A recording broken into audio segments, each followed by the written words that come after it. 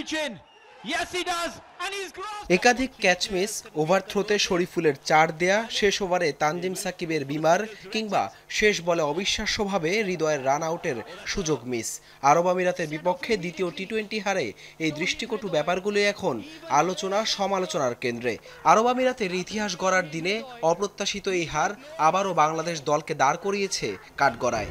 65% পর্যন্ত বিদ্যুৎ সাশ্রয়ী হাইসেন্স এসি। হাইসেন্স।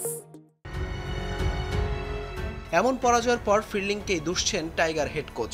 তবে পাকিস্তান সফরের প্রস্তুতি নিয়ে আশাবাদী ফিল সিমন্স।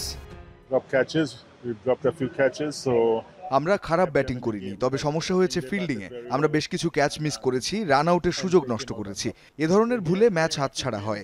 এখানে খেলেই আমরা ভবিষ্যতের জন্য প্রস্তুতি নিচ্ছি। পাকিস্তানে আমরা কি করতে চাই সেটাই নিশ্চিত করছি।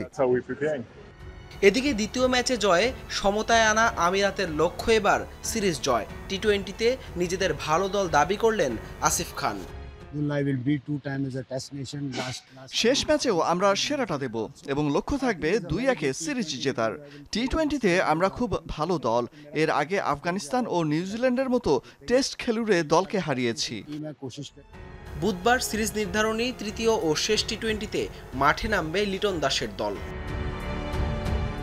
হাসান আল মারুফ, যমুনা স্পোর্টস।